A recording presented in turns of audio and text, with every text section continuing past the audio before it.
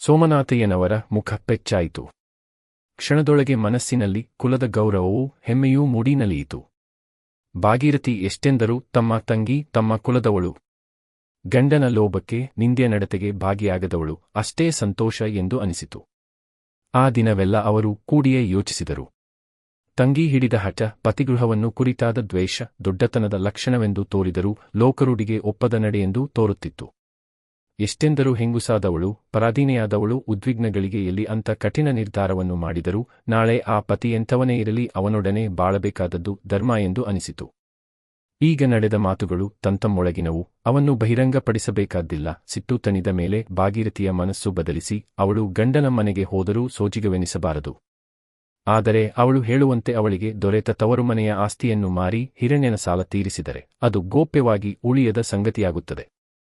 ಹಣದ ಮಟ್ಟಿಗೆ ಹೊಳೆಯ ನೀರು ಹೊಳೆಗೆ ಸೇರುತ್ತದೆ.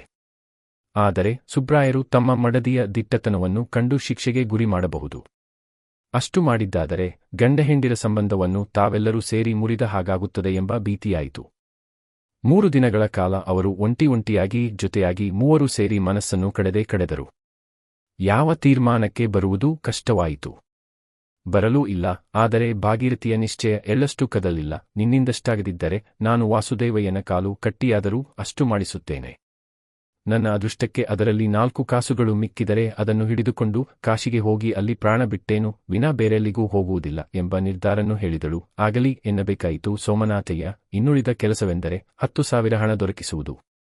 ಸ್ವಂತಕ್ಕೆ ಅವರಲ್ಲಿ ಹಣವಿಲ್ಲ. ಅವರು ತಂಗಿಯ ಭೂಮಿಯನ್ನು ಬೆಲೆಗೆ ಕೊಳ್ಳುವುದೂ ಸಮನಲ್ಲ. ಅದು ಸಲ್ಲದ ಆರೋಪಕ್ಕೆ ಎಡೆಕೊಟ್ಟಂತೆ. ಅಂತೂ 1 ವಾರ ಹೋರಾಡಿ ತಮ್ಮ ಜಮೀನಿನ ಭದ್ರತೆ ಮೇಲೆ 10,000 ಸಾಲ ತಂದು ತಂಗಿಗೆ ಹಣ ತಂದಿದ್ದೇನೆ. ಈಗಲೇ ನಿನ್ನ ಆಸ್ತಿ ಮಾರುವ ವಿಚಾರ ಬೇಡ. ನಾವಾಗಿ ಮಾರಾಟಕ್ಕೆ ಹೋದರೆ ಸಮನಾದ ಬೆಲೆ ದೊರೆಯಲಾರದು. ನಿಧಾನವಾಗಿ ಕಾಯ್ದು ಒಳ್ಳೆಯ ಬೆಲೆಗೆ ಮಾರುವುದಂತೂ ನಿಶ್ಚಯ. ನಿನ್ನಿಷ್ಟ ಹೇಗಿದೆಯೋ ಹಾಗೆಯೇ ಮಾಡುತ್ತೇನೆ ಎಂದು ವಚನವಿತ್ತರು. ಕಾಲ ಅಲ್ಲಿಂದ ಹಿರಣ್ಯನನ್ನು ಕರೆದುಕೊಂಡು ಮಂಗಳೂರಿಗೆ ಓಡಿದರು. ಓಡಿದ್ದು ಸುಬ್ರಾಯರ ವಕೀಲರಾದ ರಾಘವೇಂದ್ರರಾಯರ ಮನೆಗೆ. ಆ ವಕೀಲರ ಮಾತು ಸುಬ್ರಾಯರಿಗೆ ನಾಟೀತು ಎಂಬ ಧೈರ್ಯದಿಂದ. ನಾಟಲಿ ನಾಟದಿರಲಿ ತಮ್ಮ ಹೊರೆಯನ್ನು ನೀಗಿಸಿಕೊಳ್ಳಬೇಕಲ್ಲ. ಹೋಗಿ ಅವರನ್ನು ಕಂಡು ನಮ್ಮ ಭಾವನ ಸಾಲವನ್ನು ತೀರಿಸಲು ಬಂದಿದ್ದೇವೆ. ನಿಮಗೆ ಗೊತ್ತಿರಬಹುದು ನಮ್ಮ ಈ ಹಿರಣ್ಯ ಮತ್ತವರ ಸಾಲದ ವಹಿವಾಟು. ಈ 10,000 ಅವರಿಗೆ ಮುಟ್ಟಿಸಿ ಅವರಿಂದ ಸಾಲಜೇಡು ರಶೀದಿ ಸಿಗುವಂತೆ ಮಾಡಿ. ಇವನು ಅವರಿಗೆ ಬರೆದು ಕೊಟ್ಟುದನ್ನು ತಿರುಗಿ ಕೊಟ್ಟುಬಿಡಲಿ. ಅಂತೂ ಒಂದು ಸೂತಕದ ಪರಿಹಾರ ಆಗಬೇಕಲ್ಲ ಎಂದರು.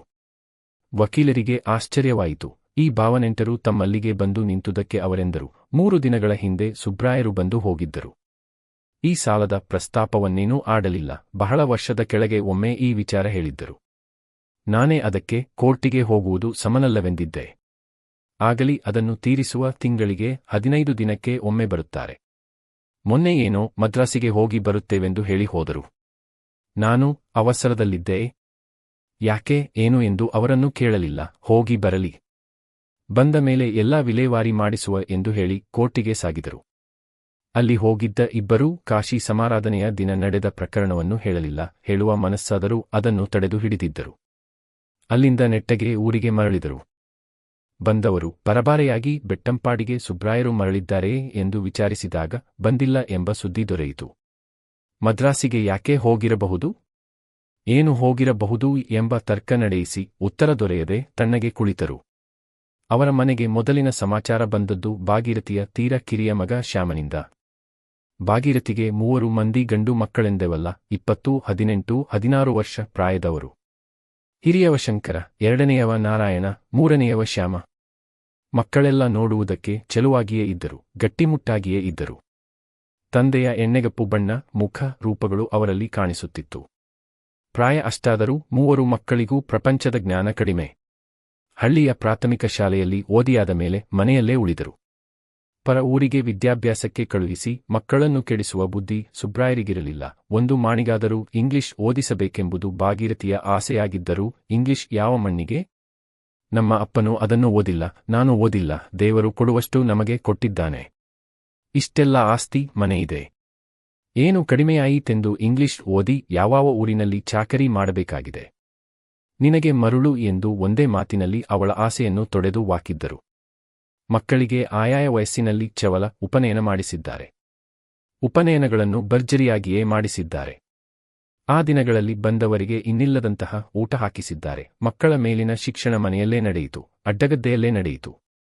ಅಡಿಕೆ ತೋಟ, ಭತ್ತದ ಹೊಲ, ಕಬ್ಬಿನ ಕೃಷಿ ಎಂದು ಕೃಷಿಯ ಪರಂಪರೆಗೆ ಸಂಬಂಧಿಸಿದ ಕೆಲಸಗಳಲ್ಲಿ ತಾವೇ ಮಾರ್ಗದರ್ಶಕರಾಗಿ ಪಾಠ ಹೇಳಿದರು. ಮಕ್ಕಳು ವರ್ಷಕ್ಕೊಮ್ಮೆ ವಿಟ್ಲಪೇಟೆಯನ್ನು ಕಂಡಿದ್ದರೆ ದೊಡ್ಡದು. ಪುತ್ತೂರಿಗೆ ಸಹ ಅವರನ್ನು ತಾವಾಗಿ ಕರೆದೊಯ್ದವರಲ್ಲ. ಪೇಟೆಯ ಗಾಳಿ ಎಳೆಯ ಮಕ್ಕಳಿಗೆ ಬೀಸಿದರೆ ಒಳಿತಲ್ಲವೆಂದು ಅವರಿಗೆ ತಿಳಿದಿತ್ತು. ಹಾಗೆಂದು ಸ್ವಂತದ ಸಾಲಮೂಲಗಳ ವಹಿವಾಟುಗಳಲ್ಲಿ ಅವರಿಗೆ ತಿಳುವಳಿಕೆ ಕೊಟ್ಟವರು ಅಲ್ಲ. ಅಪ್ಪ ಊರು ಬಿಟ್ಟು ಮಂಗಳೂರಿಗೆ, ಪುತ್ತೂರಿಗೆ ಹೋದರೆ ಏನೋ ಕೆಲಸಕ್ಕೆ ಹೋಗಿದ್ದಾರೆ ಎಂಬುದಿಷ್ಟೇ ಅವರಿಗೆ ಗೊತ್ತು. ಆ ಕೆಲಸ ಏನು? ತಂದೆಯ ವ್ಯವಹಾರ ಏನು? ಮನೆಗೆ ಬರುತ್ತಿರುವ ಬಡ್ಡಿ ಹಣ ಎಷ್ಟು? ಬಾಕಿ ಅಸಲು ಎಷ್ಟು? ಎಂಬ ಜ್ಞಾನ ಅವಕ್ಕಿಲ್ಲ. ತಾನು ಸತ್ತ ಮೇಲೆ ಅವಕ್ಕೆ ಅದೆಲ್ಲ ತಿಳಿದರೆ ಸಾಕೆಂದು ತಂದೆಯ ಯೋಚನೆ. ಅವರಿಗೆ ಬಂದಿರುವ ಜ್ಞಾನ ಒಬ್ಬಿಬ್ಬರು ಸಹಪಾಠಿಗಳಿಂದ, ಅಲ್ಪಸ್ವಲ್ಪ ಜ್ಞಾನ ಮನೆಗೆ ಆಗಾಗ ಬರುತ್ತಿದ್ದ ಊರಿನ ಒಳ ವಕೀಲ ವಾಸುದೇವಯ್ಯನವರಿಂದ. ಅಪ್ಪನಿಲ್ಲದಾಗ ವಾಸುದೇವಯ್ಯ ಮಕ್ಕಳನ್ನು ಸಲಿಗೆಯಿಂದ ಚೇಷ್ಟೆ ಮಾಡುವುದುಂಟು. ಅವರ ಮುಂದೆ, ನಿಮ್ಮಪ್ಪನಿಗೆ ಅಲ್ಲಿದ್ದೊಂದು ಆಸ್ತಿ ಅಗ್ಗಕ್ಕೆ ಸಿಕ್ಕಿತು, ನಿನ್ನೆ 3,000 ರೂಪಾಯಿ ಧರ್ಮಕ್ಕೆ ಸಿಕ್ಕಿತು ಎಂದು ಏನಾದರೂ ಚುಚ್ಚಿದ್ದುಂಟು. ಅದನ್ನು ಕೇಳಿ ನಿಜವೋ ಸುಳ್ಳೋ ಎಂಬುದನ್ನು ಊಹಿಸಲಿಕ್ಕಾಗದೆ ಹೋದುದೂ ಉಂಟು. ತಮಗೆ ಸಾಕಷ್ಟು ವರಮಾನವಿದೆ, ದುಡಿದೇ ಬದುಕಬೇಕಾಗಿಲ್ಲ, ತಮ್ಮಪ್ಪ ಕಾಲ್ನಡೆಯಿಂದ ಮಂಗಳೂರಿಗೆ ಹೋಗಿ ಬರುವ ಪ್ರಮೇಯ ಅನಾವಶ್ಯಕ ಎಂದು ಅವರಿಗೂ ತೋರಿರಬಹುದು. ತಾಯ ಕೊರಳಲ್ಲಿ ತುಂಬಾ ಚಿನ್ನಾಭರಣಗಳನ್ನು ಕಾಣುತ್ತಿರುವುದರಿಂದ ಈ ಅಭಿಪ್ರಾಯ ಖಚಿತವಾಗಿತ್ತು. ಹೆಚ್ಚು ಕಡಿಮೆ ಅವರ ಜೀವನವೆಲ್ಲ ನಿಶ್ಚಿಂತೆಯ ಗ್ರಾಮ ಜೀವನವೇ ಆಗಿತ್ತು. ಸರಸ ವಿರಸವೆರಡೂ ಇಲ್ಲದ ಮುಗ್ಧ ಜೀವನ ಅವರದ್ದು. ಅವರು ತಮ್ಮ ಬಾಳಿನಲ್ಲಿ ಪರಮಾವಧಿಯ ವಿರಸವನ್ನು ಕಂಡದ್ದು ಮೊನ್ನೆಯ ದಿನ ಗಂಗೆ ಚಿಕ್ಕಮ್ಮ ಮನೆಗೆ ಬಂದು ಅತ್ತಾಗ, ತಮ್ಮ ತಾಯಿ ತಂದೆಯ ಮೇಲೆ ಕಿಡಿಕಾರಿದಾಗ, ತಂದೆ ಮಾಡಬಾರದೊಂದು ಹೇಯ ಕೃತ್ಯ ಮಾಡಿದರೆಂದು ಕೇಳಿದಾಗ. ಅಷ್ಟರಲ್ಲಿಯೇ ಅದು ಸಮಾಪ್ತವಾಗಲಿಲ್ಲ.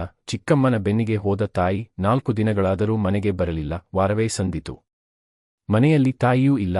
ಇದರಿಂದ 3 ಮಕ್ಕಳ ಮನಸ್ಸಿನಲ್ಲಿಯೂ ಗಾಬರಿ ತಲೆದೋರಿತು. ಏನಾಯಿತು? ಮಾರಾಮಾರಿಯಾಯಿತೆ?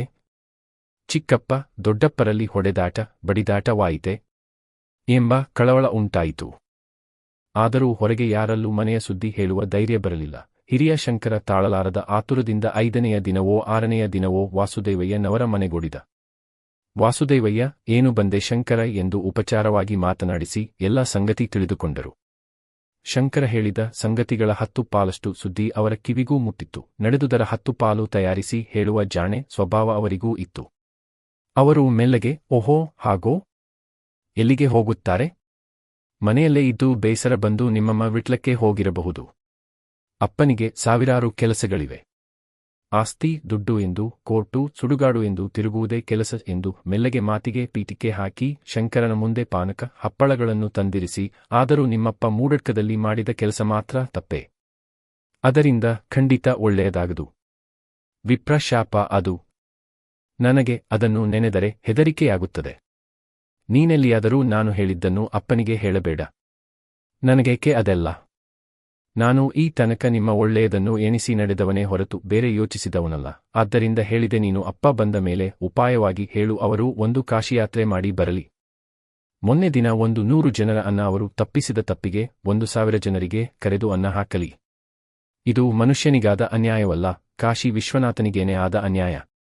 ನೀನೇ ಈ ಯೋಚನೆ ಮಾಡು. ನಿಮ್ಮ ಮನೆಗೆ ಯಾವ ಹಾನಿಯೂ ಬರಬಾರದೆಂದು ನಾನು ಹೇಳುತ್ತಿರುವುದು ಎಂದರು. ಹಪ್ಪಳ ತಿನ್ನುತ್ತಿದ್ದ ಶಂಕರನಿಗೆ ಅಳು ಬಂದಿತು.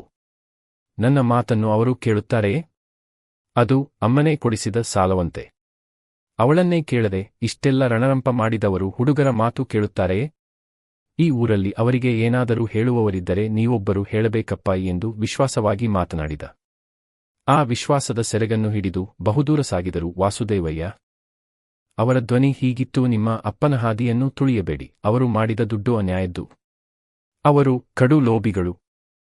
ಅಲ್ಲವಾದರೆ ನಿನಗೀಗ 20 ವರ್ಷವಾದರೂ ಮದುವೆ ಮಾಡದೆ ಮನೆ ಆಸ್ತಿ ವಹಿವಾಟುಗಳ ವಿಚಾರವನ್ನು ಒಂದು ಚೂರು ಹೇಳದೆ ಕುಳಿತಿರುತ್ತಾರೆಯೇ? ಹಣದ ಮುಂದೆ ಮನುಷ್ಯನ ನಂಬಿಕೆ ಇಲ್ಲ ಅವರಿಗೆ. ದುಡ್ಡು ಅದರದ್ದೇ ಭ್ರಮೆ.